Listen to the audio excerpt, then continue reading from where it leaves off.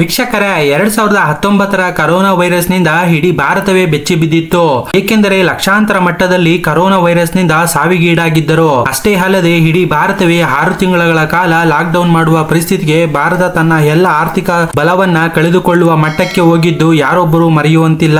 ವೀಕ್ಷಕರೇ, ಇದೀಗ ಮತ್ತೆ ಚೀನಾ ದೇಶದಲ್ಲಿ HMPV ಎಂಬ ವೈರಸ್ ನ ಅಲೆ ಸೃಷ್ಟಿಯಾಗಿ ಲಕ್ಷಾಂತರ ಮಟ್ಟದಲ್ಲಿ ಜನಗಳು ಆಸ್ಪತ್ರೆಯನ್ನ ಸೇರುತ್ತಿದ್ದಾರೆ ಮತ್ತು ಸಾವಿರಾರು ಸಂಖ್ಯೆಯಲ್ಲಿ ಮಶಾಣ ಸೇರುತ್ತಿದ್ದಾರೆ ಎಂಬ ವಿಷಯವು ಈಗ ಎಲ್ಲೆಡೆ ಭಾರಿ ಆತಂಕಕ್ಕೆ ಎಡೆ ಮಾಡಿಕೊಟ್ಟಿದೆ. ವೀಕ್ಷಕರೇ, 2019ರ ಕರೋನಾ ವೈರಸ್ ನ ದಾಳಿಯಿಂದ ಈಗಾಗಲೇ ಎಲ್ಲಾ ದೇಶಗಳು ತತ್ತರಿಸಿ ಹೋಗಿವೆ ಮತ್ತು ಇನ್ನು ಎಷ್ಟೋ ದೇಶಗಳು ಇನ್ನೂ ಕೂಡ ಚೇತರಿಕೆಯನ್ನೇ ಕಂಡಿಲ್ಲ.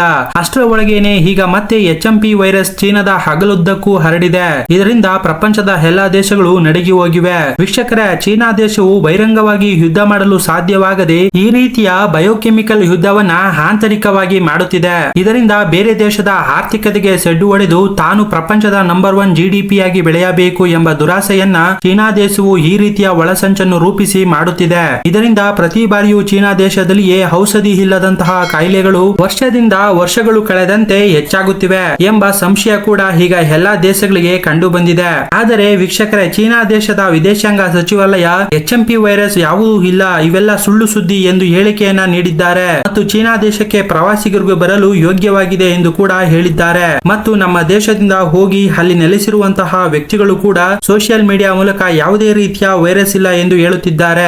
ಆದರೆ ನಮ್ಮ ಬೆಂಗಳೂರಿನಲ್ಲಿ ಈಗಾಗಲೇ 2 ಮಕ್ಕಳಿಗೆ HMPV ವೈರಸ್ ಬಂದಿರುವುದನ್ನು ICMR ಕನ್ಫರ್ಮ್ ಮಾಡಿದೆ ಮತ್ತು ಕೇರಳದಲ್ಲೂ ಕೂಡ ಒಂದು HMPV ಕೇಸ್ ವರದಿಯಾಗಿದೆ. ವೀಕ್ಷಕರೇ, ಇದರಿಂದ ಚೀನಾ ದೇಶವು ಈ ಕಾಯಿಲೆಯ ಬಗ್ಗೆ ಮುಚ್ಚಿಡುವ ಪ್ರಯತ್ನ ಮಾಡುತ್ತಿದೆಯೇ ಅಥವಾ ನಿಜವಾಗಿಯೂ ಈ ವೈರಸ್ ಬಂದೇ ಇಲ್ಲವೇ ಎಂಬ ಗೊಂದಲಗಳು ಜನರಿಗೆ ಸಾಕಷ್ಟು ಮಟ್ಟದಲ್ಲಿ ಪ್ರಶ್ನೆಗಳಾಗಿ ಉಳಿದಿವೆ. ವೀಕ್ಷಕರೇ, ಈ HMPV ವೈರಸ್ ನ ಬಗ್ಗೆ ನಿಮ್ಗೆ ಏನನ್ನಿಸುತ್ತೆ ಅಂತ ಕಮೆಂಟ್ ಬಾಕ್ಸ್ ನಲ್ಲಿ ಕಮೆಂಟ್ ಮಾಡಿ. ಹಾಗೆ ಈ ವಿಡಿಯೋ ಇಷ್ಟವಾಗಿದ್ದರೆ ನಮ್ಮ ಚಾನೆಲ್ ನ ತಪ್ಪದೆ ಸಬ್ಸ್ಕ್ರೈಬ್ ಮಾಡ್ಕೊಳ್ಳಿ, ಹಾಗೆ ಲೈಕ್ ಮಾಡಿ ಮತ್ತು ನಿಮ್ಮ ಫ್ರೆಂಡ್ ಗೆ ಶೇರ್ ಮಾಡಿ.